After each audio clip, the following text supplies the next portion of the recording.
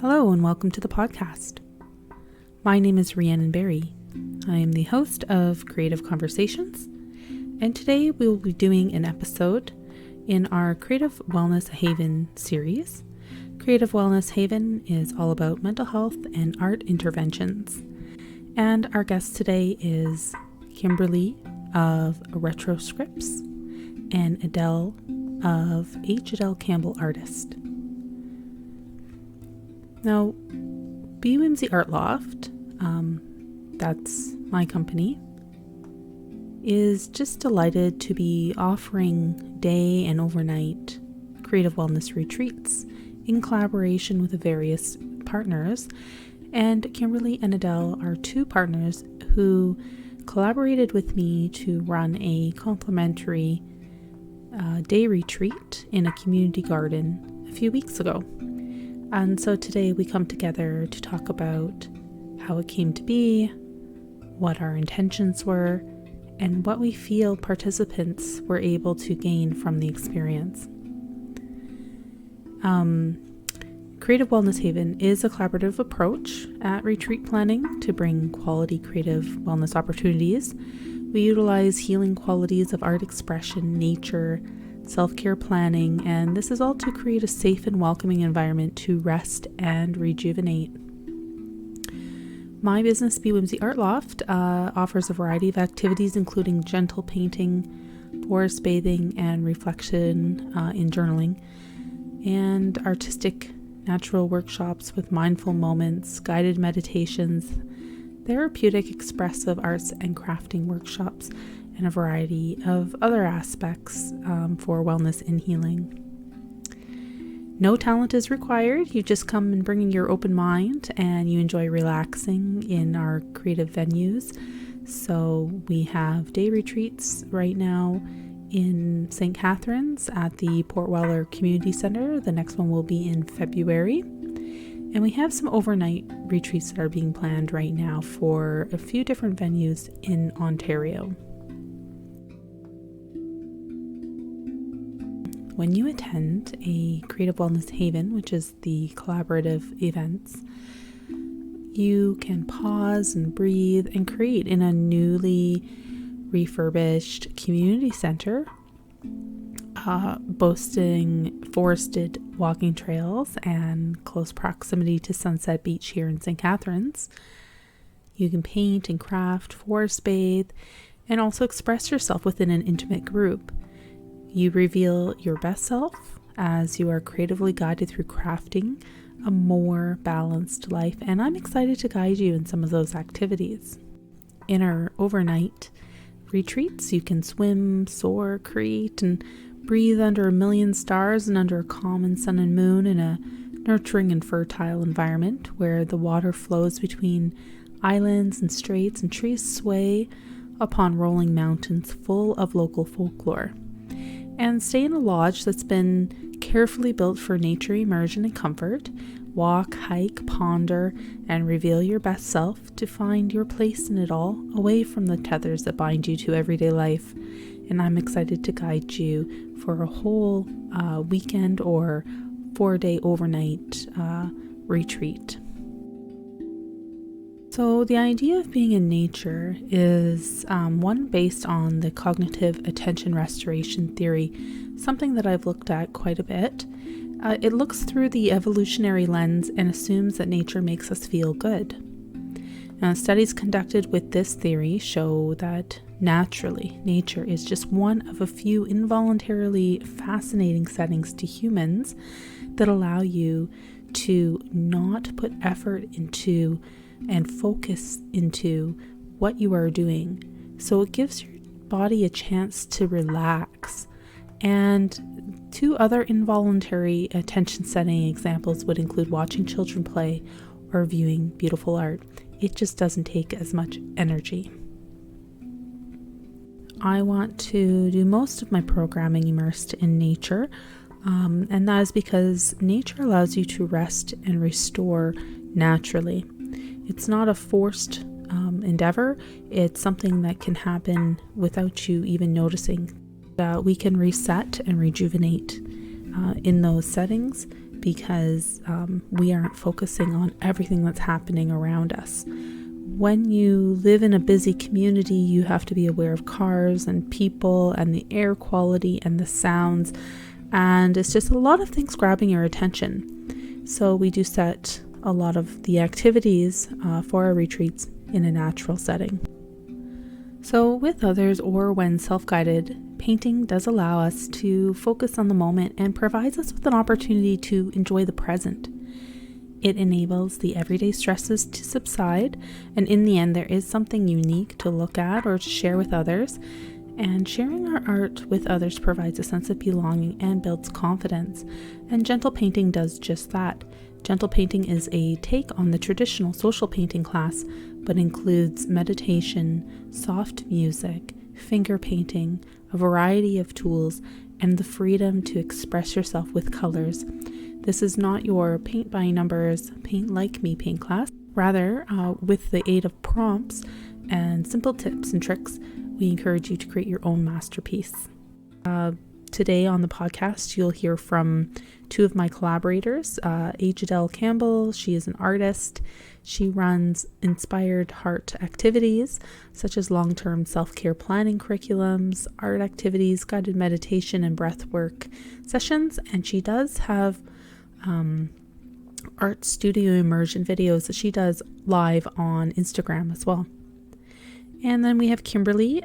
Kimberly runs a Unleashed writing group, and as well she owns a business called Retroscripts, where she can record a person's life and put it into a book. So a lot of times end of life situations, she'll be contacted by the family to record a loved one's story. She also runs, like I said, she runs a writing group. So she does some healing writing groups, some creative writing groups, and she's also an editor.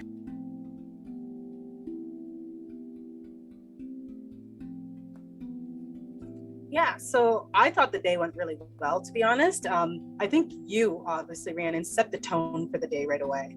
I already commented and told you about what you were wearing and just the feeling you had. So when people came in, they didn't have this expectation that they had to kind of rise above the emotions or the energy level they already had. You kind of set the tone where they could show up as they were. And I feel like that was kind of the theme. That was the goal that you had in the beginning. Yeah, totally. Yeah, definitely. So like I felt that right away. And it, for me, because I do have a little bit of anxiety and we haven't been in public in so long, coming, I was like, okay, come on, do your breathing, get all amped up, get your energy. But when I saw you, I was like, okay, good. I don't have to fake it. Like that was awesome. So I love that. When it comes to the labyrinth, I've always loved labyrinths. Someone told me when I was a kid that if I looked at my fingertips, the fingerprints kind of make a labyrinth. So I've always been like fascinated with looking at my fingertips and all that. So that's kind of why, because I get relaxed by it, that's why I got into labyrinths. And then just building one from nature, the things you find, it just seems natural. Like, yeah, it does. Yeah. Yeah. It's that's why I was having trouble naming it, and Adele and me were laughing over it because it got the name just got longer and longer. So I was like, it's an eco biodegradable installation, it's an art piece, and it's interactive. And so we end up keeping a lot of those words just because it was hard to describe what we were doing in a nutshell. And I think they're all very fitting words to describe what happened. We did leave it there as a little bit of an art piece for the next event. Mm-hmm. And they were fine with that. Like they asked us to leave it actually. And yeah. That's fantastic. Yeah, it's kind of cool. Like guided meditation. I know you asked about the guided meditation. I love writing those, but like for me, I just look within, what am I missing? I think as a collective, we're all, now that the pandemic hit, a lot of hiking trails and stuff like that, they got more use. So we saw that people went back to nature. They went back to kind of finding healing and grounding from that. So now that the pandemic's kind of not over, but it's lifting or whatever you want to call it, I feel like people are still looking for that connection. So that's kind of where the meditation that I wrote came from. Yeah, it was pretty awesome. It was really good. I felt very like a lot of energy coming from you and within when I was walking it as well. Yeah, I felt your meditation was really fitting to take everyone through. Oh, thank you. Yeah. And then, like, to touch on the use of the trails, I think at first, a lot of people were like, oh, we need something to do. We need to get the kids out. We need, we're sitting here, everybody's going through their reflections and their mental health. And me and Adele have talked about this as well, as like trying to influence people to hold on to the promises that they made themselves during those challenging moments, because a lot of people were, you could see posts, you talk to your friends, they're like, I'm going to do this, I'm going to move away, and I'm going to live a simple life, and I'm going to hike more, and those sorts of things. Like, I think part of what we wanted to do that day too was just remind people, like, doesn't this feel good? Like, don't forget this. Yeah. Being in nature, using the natural healing qualities of nature. And I think a lot of those people who are using the trail systems unknowingly were healing themselves. They were just looking for something to do that was open. Yeah, I think you're right. I think people unintentionally reconnected with themselves without even realizing it, because it was at one point, I think, when we were all in that lockdown, the only thing we could do was leave our homes to go for a walk.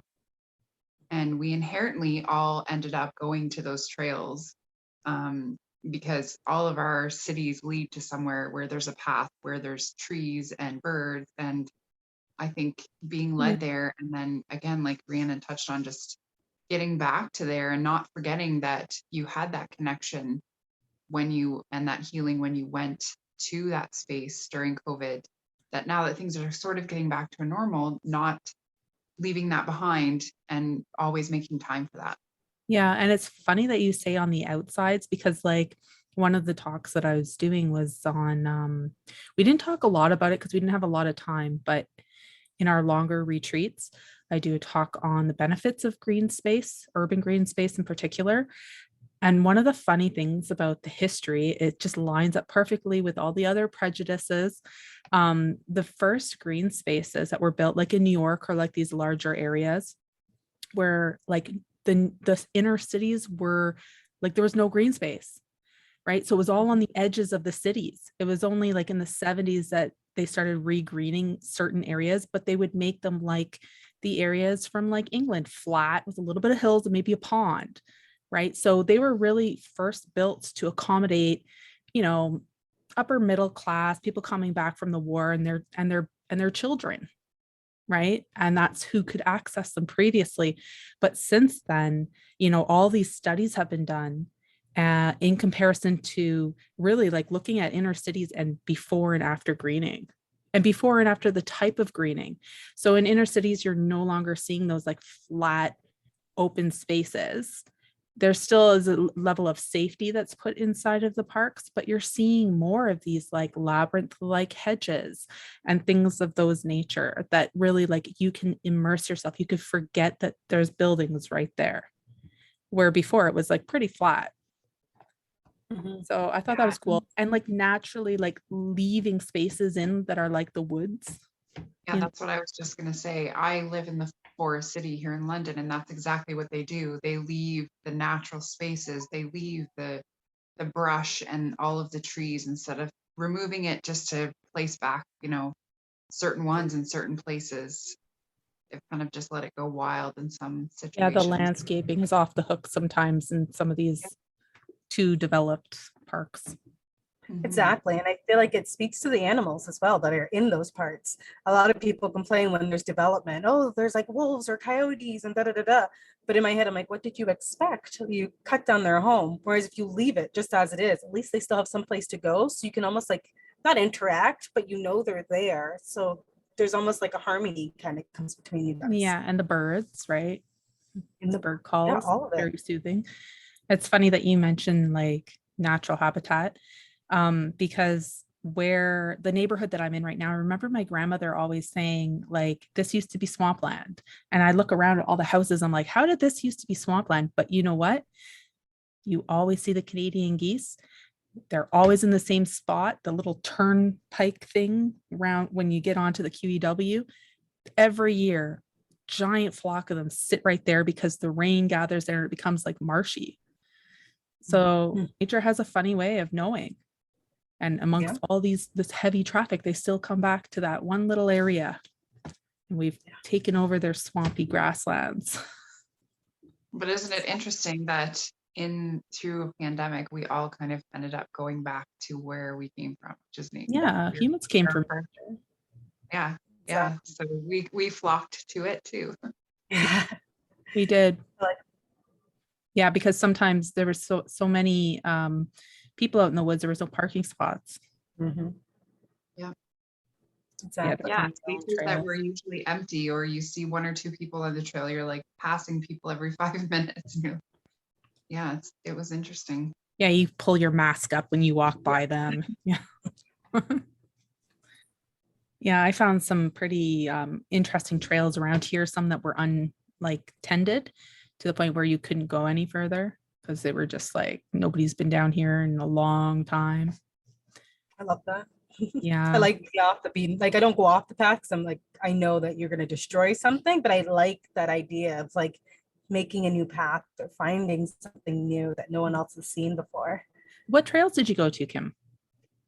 I love Short Hills because there's so many of the Short Hills trails. I actually got married at Short Hills, just my wife and I, just the two of us and our parents on a bridge. So we go back there often. But Short Hills became busy, I think, during the pandemic. Too busy, still too busy. Yeah, so we haven't gone back in a while. Sounds weird, but there's a cemetery just down the street from us, and it's very woody. There's lots of trees and squirrels. So we go there a lot just because it's peaceful and quiet. Yeah. Yeah. Adele, where did you go? Do you have somewhere in London? Well, I actually live right down the street from a pathway, so I'm lucky. It goes pretty much across the city. So just get on it and go whichever way I want. Very cool. Yeah. I went to Short Hills as well. But I was really turned off by it. And I went back about a month and a half ago, and there was still a ton of people. But once you were in there, you didn't see them all. But yeah, I was pretty turned off by the amount of people that ended up going, because I used to hike like so much. Like there was a point where I was hiking 5 days a week when I was, first in college for social work. So not that long ago, and I would go like every day before class to the Short Hills, and I do the hour and a half hike. So now when I go and I see all these cars, I'm like, oh. Yeah, I'm with you. I don't go as like I used to go like you 5 days a week. I'd grab Freya. I have the backpack thingy for your child to go in, and we just go and hike. But we haven't gone in so long. And she asked, "Can I go walk on your back?" And what she means is put me on your back so we can go walk in the forest. But there's just so many people, and I was kind of disappointed with the increase of people. Obviously, there's the increase of garbage and stuff left behind. And in my head, I'm like, come on, like you're coming here because you want to feed something within you. Don't leave parts of yourself behind, or parts that we can see behind. You know what I mean? Yeah, that's true. Mm-hmm. In the gorge, I found a lot of garbage, and sometimes it's like passes to Niagara tourism crap. Yeah. Right. So like just Ferris wheel tickets, and like sometimes we'll bring a bag and like pick stuff up as we go. But yeah, like just tourist crap down there. A lot of just stuff that you would be like, why would somebody throw that out down here? But they must think it's like cleaned by the tourist department or something. I don't know. But Gorge is a nice place to go down. Gorge is kind of like a labyrinth in a way, right? Because you have to like you're going like all these different back and forth around, and then you're on a ledge and you're going down the steps into, and then you go down, but then you got to come back the same way that you went in. Mm-hmm. So maybe that's why I like that one so much. Maybe. Yeah, it's hard on the thighs and the glutes, but it's a good one. Love it. I think my favorite part of creating the labyrinth was the gathering, because it made you really take a moment to look. Like I oftentimes on the trail, like I have a really deep connection with trees, so I'm always looking for a leaf. And but when you're looking for those things, you find other things. So I really like that part of like the gathering, because you're not just looking down, but you're also looking up and you're saying, oh, I have never seen this tree before. Like what is this, and what is this on the ground that is left? Yep. We had one, Shelly was in my group that kind of went over to go collect pears. And she had gone to Laura Secord, which was across the street. The park we had used, that community garden, the Buchanan Learning Garden, that used to be for the horticulture department classes at Laura Secord. So she had been in the first year of that. So she was walking around going, oh, they still have some of the plaques on these trees. And I'm like, what kind of tree is that? She's like, well, that's a curly willow. And this is, so she knew everything that was out there. So I had like the best person in the group. And then she had filled her, we gave everybody those straw baskets, but she had filled her so much. There was like branches sticking out through the handle, like long branches, like 4 or 5 feet long. Just like she went at it. Yeah. We needed those, and it made a big difference to have those too for the outline, I think. Yeah. It was so cool because I stayed there. I didn't walk around with you guys, but to see everyone come back with like overfilling baskets and stuff, I wish you could have seen it from my perspective because it was cool to watch. And like you guys came out of nowhere, kind of like everyone came out of a different direction carrying different things, but nobody had that look of stress on their face. Everybody was like, look what I found. Oh my God, look at this color. And then everyone's talking together. It just like brought everyone back together, or brought everyone together. And there was that connection. So it was really neat to see, like Adele, your group brought back berries. I think Heather brought back a couple mushrooms. And then, you know, just to see like different flowers coming in. At one point, one of the Lisas had a basket with flowers sticking out both sides. She looked like she was straight out of a poem or something, walking with her flower basket. And these were all, you know, things that were foraged and found and not picked out of gardens and whatnot. So they were, so it made such a beautiful piece of art, like I was saying, like just looking at it. And then Adele, when you walked through and you took that video of just like the ground as you walked through, how beautiful was that? Oh, it was amazing. I mean, the first time I went through was amazing because I was listening to the meditation, but going through to take that video, I got an opportunity to notice, because there was only a couple people in it at that point, to really notice what was around and how it just kind of guided me. I didn't have to think about where I was going. I was being directed the whole way. Yeah. And then you can see like the pink flower or the little tomato somebody found, or like you can really notice it when you go back in a second time.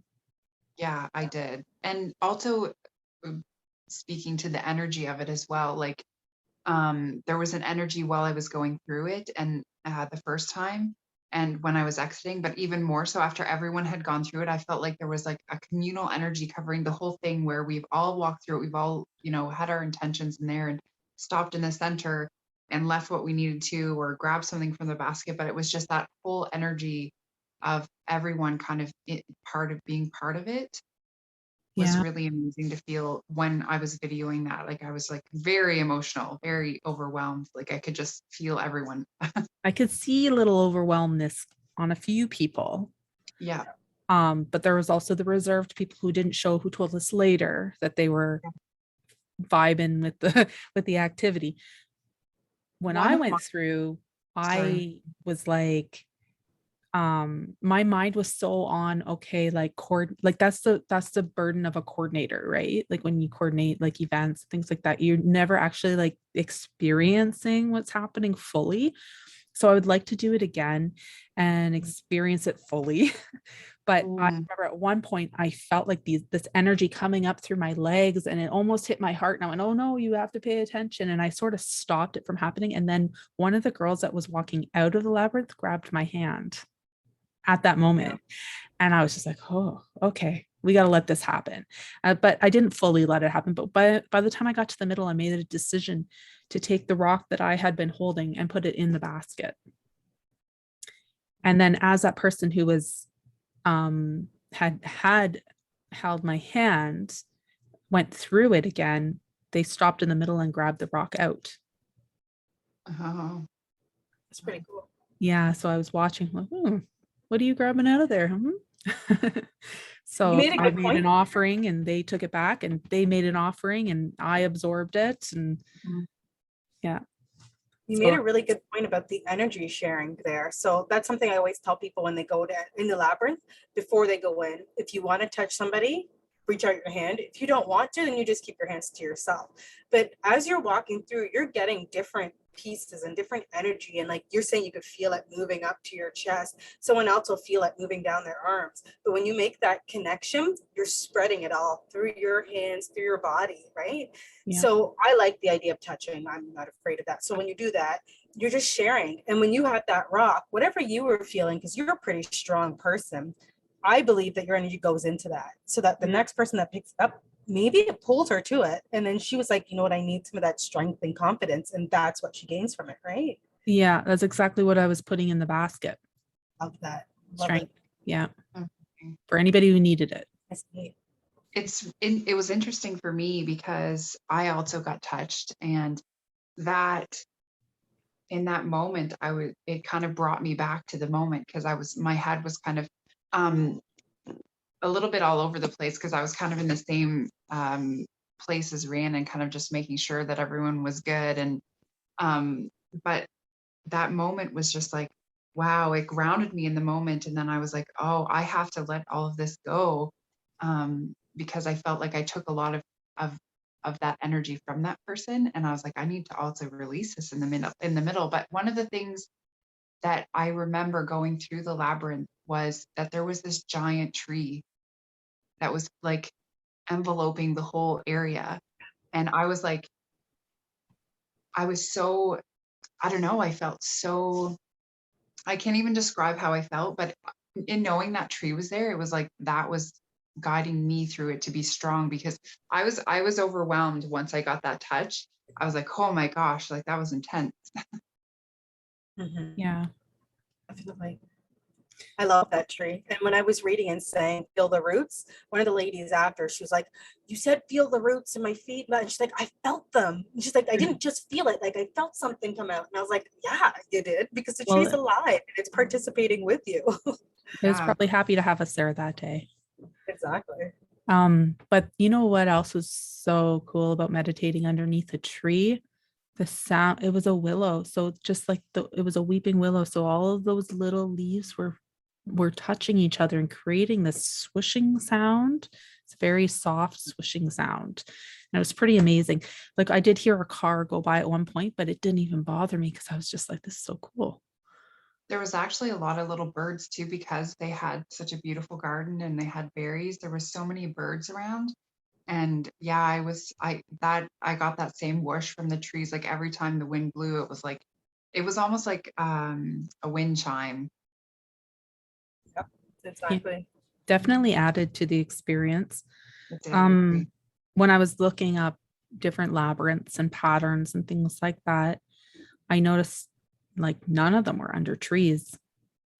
Like there's never a picture with a tree. Well, I saw like a fall leaf one for you can make with your leaves and then send your kids through for fun.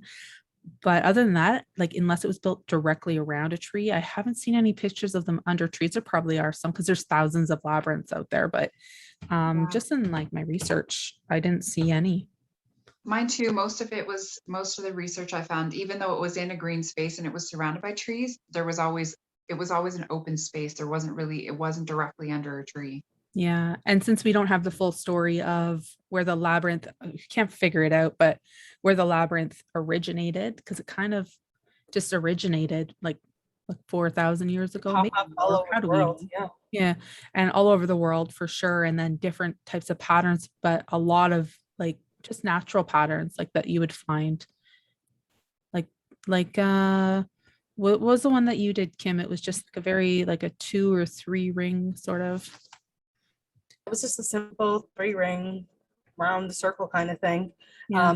It makes me think the one I always say when we get our farm, I'm going to build one, but I want to map it out so that there are flowers and stuff that are actually grown and they're going to be perennials so that every year they just come back and you walk it. And in the middle, you put like sunflowers that are really tall. So when you get to the center, you actually have those sunflowers come over top of you, but you get a moment of silence, a moment of just by yourself to commune with whatever you commune with. And then when you come out again, you're almost like not reborn, but you're refreshed, and then you walk your way out. Yeah. So kind of excited to build that. I love the idea of like influencing people to build backyard labyrinths, right? I've never loved like front yard or backyard, um, like just being green. The first house that we owned, I ripped out all the grass in the front yard and planted wildflowers. Mind you, I was working in a greenhouse. I had just come off mat leave and I was like, oh no, garden center. So like anytime there was a sale on ripped bags of soil, like I'd have somebody pull up with their truck and be like, hey, take these to my house, right? And then at the end of the year, I just bought up all the perennials, all of, all of the stuff for like super cheap. So my whole, like people would walk by and be like, wow, that's so beautiful. And it was just a bevy of craziness. But the same is true for the backyard. Like I get it. If you have kids, you want them to run around, but what's so bad about running around in wildflowers? Mm-hmm. Exactly. You can't play soccer, but there's a pitch down the road. You can plant clover and play on that. Clover is so much more hardier than grass. So, and it grows the flowers eat, right? Yep. Like, yeah, I think maybe that's something to do with growing up on an island up north where like I literally make my path to work in the summers. Like when I was like 17, I worked at an inn and I was up before everybody else, so like 7 a.m. And I would like make a path through the different wildflowers and like off the road all the way there until I had to go on the road. But I found like wild tiger lilies and wild roses, and I even transplanted a few onto our property. So I just like, I don't dig the whole grass thing. I'd rather have a wild yard that you don't cut so that you can have the birds and the bees and the flowers and the butterflies. Yeah, the butterflies. And I think a wildflower maze is much better. Yeah. Or labyrinth, sorry. Maze, maze is a puzzle, right? Yeah. And a labyrinth is only one way in and one way out. And they can be pretty elaborate too. Like they can bring you, like you can start off and you could seem like you're getting into the middle, but then all of a sudden find yourself on the edge again and then coming back in and then, eventually coming to the middle and then all of that. So I guess a little bit different than a maze. I think one of the really great things too about the labyrinth was that not only was it beautiful, but it's something that we all created together. So coming from this place where we've all been, stuck in our homes and socially distancing and staying away from everyone, having that, I think once it was made, we were all kind of standing around in an awe moment, being like, "Wow, look at what we created together." And there was that moment of appreciation of what we had done, and then learning, that we all made it work together, and it was beautiful. Definitely. So that sense of community was brought by just, creating it. Yeah, sense of wholeness. Yeah, for sure. I remember getting that aha moment when people started sending me pictures from the day. Yeah, me too. Because you got different perspectives of it as well. Mm-hmm. Mm-hmm. And didn't you love how, even though I can't remember how many people total was there, like was it 12 to 13 like or something? 14 like of us all together. Yeah. 14 people working together on a common goal to build this labyrinth. And there was not one argument. There was not one criticism. There was no fight. It was all just us flowing, right? And I feel like it was because you're bringing that energy to it and everyone just went and did what they had to do and what they wanted to do. And we all just kind of, it worked, right? Yeah. So I thought that was really interesting. Yeah, for sure. Yeah, good. And point. Also the difference in the type of items that people picked up. Yeah. Was really interesting to see as well. Yeah. Because we had a little kid and her perspective on things is a lot different because we're tall adults and we can see things. She can see things a lot different. So it was interesting to see that as well. Yeah. And so she had to set her intentions before going into, did she tell you what her intentions were or what she left in the center? No. No. Kept it to herself? Mm-hmm. She talked a lot about the squirrels. I know that. She Mhm. noticed the squirrels, she said, when she was walking. Oh, nice. Well, I noticed upon my arrival and during the whole event, there was a blue jay that kept coming back and he was squawking at me. And when we were journaling, actually, after we had done the labyrinth and we were all sitting there and we're all journaling, and I wasn't sure if I was done or not. And I wasn't sure if the other participants were done and I didn't want to rush them, but I heard the blue jay squawk and I was like, okay, I think this is a good time to close things up, and it was perfect. So it's interesting that she noticed the squirrel. Yeah. You're like Sleeping Beauty out there in the Yeah. woods with the birds and the squirrels. um, yeah, that's cool. Yeah, the journaling afterwards I think was really needed because there's a lot going on with people who showed up. Like you don't just show up to an event like that you have no clue what to expect. What, we're building a labyrinth? What are you talking about? Okay, I'll Yeah. come, right? But you come because something compels you to. And then I found, there was a lot of emotion on people's faces during the walking, but also during the journaling and then afterwards too, when we were wrapping up. So one of the things we did was follow up with them and offer them, if they wanted to do a one-on-one follow-up, because there was a lot of obviously a lot of thoughts and things going on. In my group, I know we did a bit of a mind dump, and then also set some intentions for goals afterwards. So I felt like being in the labyrinth myself, I thought I was thinking about, giving strength to people. And I thought if I could share like how much is on my to-do list and how much worries I have with my smaller group there, that maybe it would motivate them to speak about some of their challenges and to know they're not alone. Definitely. I Yeah. like that.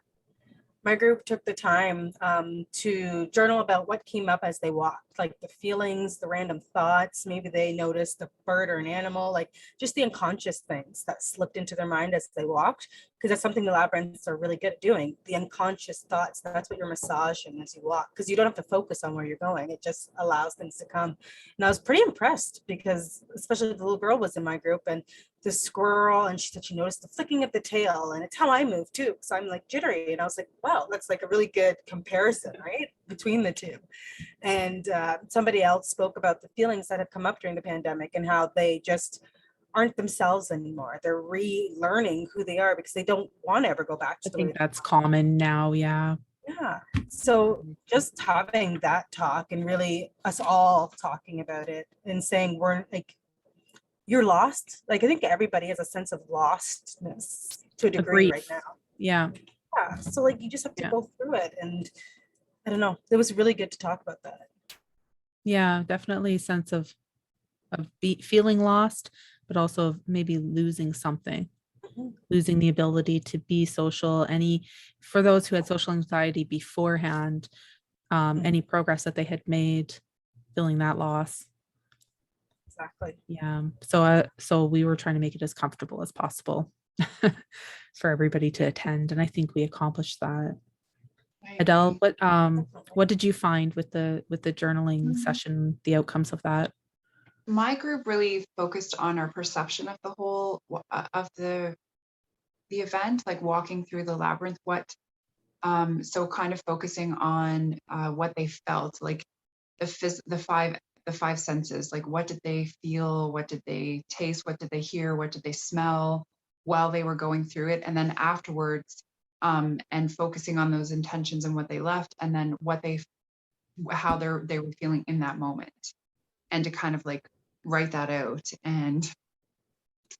um, and just kind of get it all on paper and make sure that they left anything that they felt they needed to behind there. And it's funny because I was talking about the five senses and we were sitting among a sensory garden. And so after everyone had finished journaling, we were all sharing the sense of the mint and the lavender and everything around. And it was really a really great moment to just kind of, I think we all kind of like let everything go there and left it there. And we were kind of just coming back to ourselves and clearing the energy.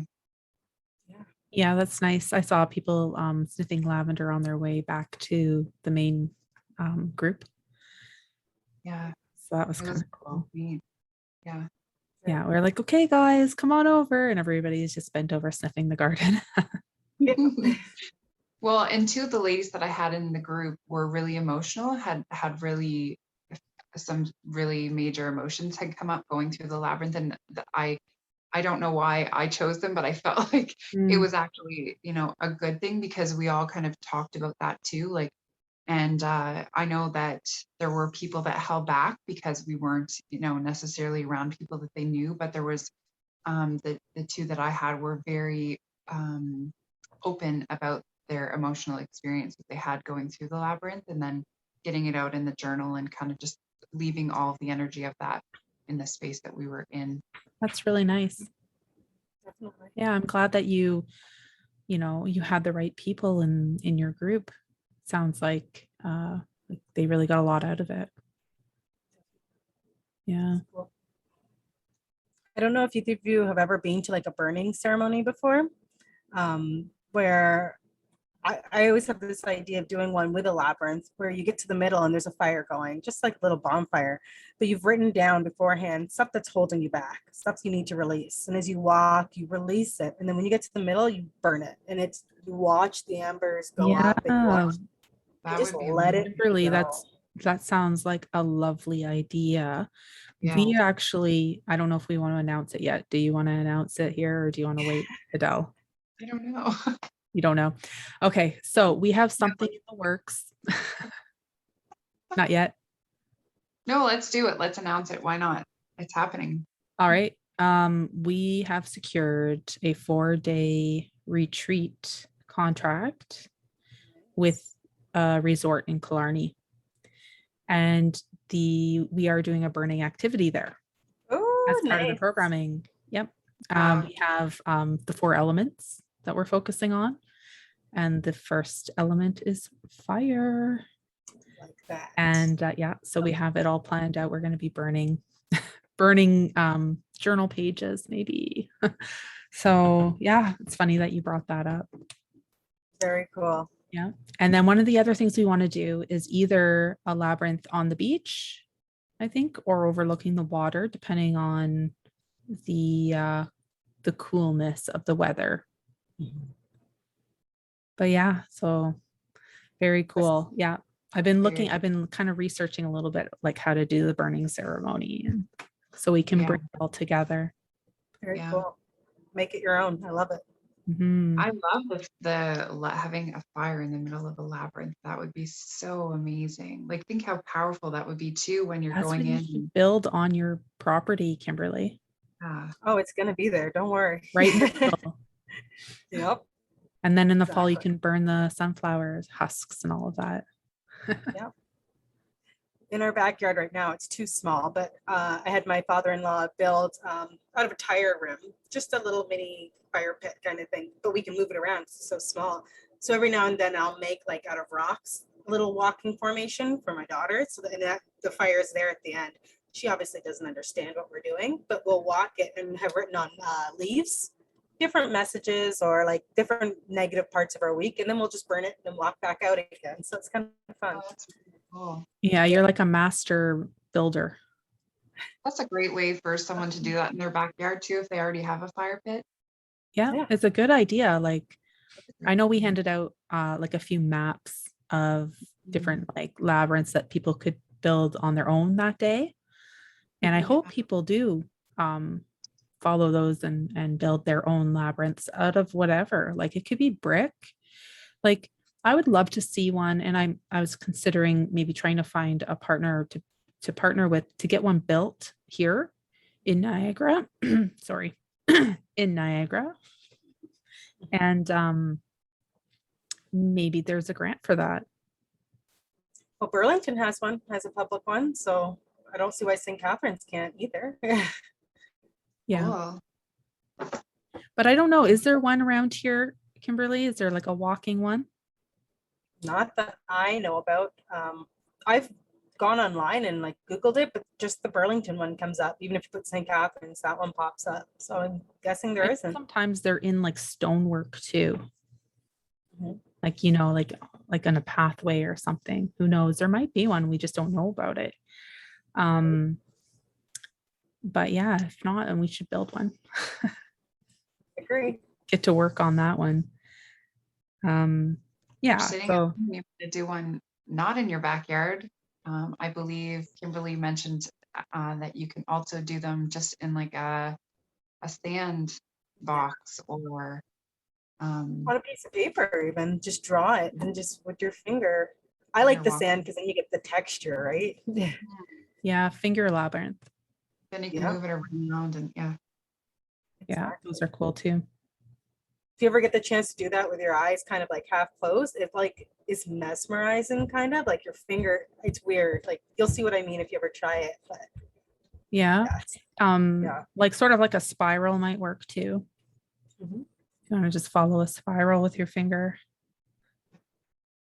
Definitely. Yeah. But I think like the large ones are so awesome. So for me, large ones rule. Yeah. Did I ever tell you about the one that a friend made me when I first got pregnant? Like would have been just a couple of weeks. I was stressed because we had like a whole pregnancy issue, all that kind of stuff. But then it's probably 2 weeks after we did the insemination, she made one in the snow. And like she literally went out in like her snowsuit and walked in snow that was up to here and like used her body to push it all out. And then she was like, hey, you got to come outside because we're up north just hanging out. And I came out and she had built this huge labyrinth for me to just walk through. And she's like, as you walk, because the snow was so high, she's like, have your hands out to the side and just walk and leave your mark and think about your baby and like think about it being in there, because we didn't know that I was actually pregnant at the time. So it was so neat to have the snow. Like you feel kind of claustrophobic, but not. It's like a hug almost with the snow. So this winter's coming. People can try make one in the snow. Yeah, if we get enough snow, that's the thing. Yeah. I think the first year I was in Niagara, we had enough snow. I was like 11 years old that winter. After that, I haven't seen as much snow again ever. But what's funny about your story is I had a friend when I lived up north. I was probably like 8 or 9, and her father used a snow blower to create a maze because the snow was so high. Yeah, I think he just went out there with, maybe there was spray paint involved. I don't know, or if he just did it, but I remember walking through it. It was so cool. Yeah. Well, maybe if we get enough snow this winter, we can have a winter event. Yeah. Bundle up. That would be so cool. That would be. All right. Well, I know that Kimberly, you need to take off. You've got some responsibilities to take care of. That cat that we saw earlier walking in front of you, maybe. Yeah, she's going to the bed. It's almost like she knows. Yeah, she's like, come on. Yeah. Well, thank you so much for, guiding the meditation for this event. And we look forward to like coming up with some more event ideas with you and activities and, doing something in February, maybe. I'm down. Whenever, you just let me know. I'll be there. Okay, cool. Thanks for having me on. And I wanted to say just quickly before I go, thank you guys for having this kind of stuff in the community, because I know a lot of people do community work, but I feel like your kind of unique perspective and unique way of looking at it, not necessarily at what can I do and be acknowledged for it, but it's more what can I do and help people, like what are the feelings. You guys do an in-depth look at who's going to involve and how you guys can help. So that's huge. Definitely. Thank you for saying that, because that is something we do. We like to curate our events, make sure we know who's coming and what they need, rather than just throwing the event and hoping to sell tickets. I mean, tickets are great to sell, but we still strive for a certain energy, Adele? Yeah, we do. Yeah, for sure. Making sure that people, it is about helping. It's just about making sure that you're getting out of it what we want you to every time. Yep. All right. On that note, we'll wrap this up and we'll talk to you guys sometime soon.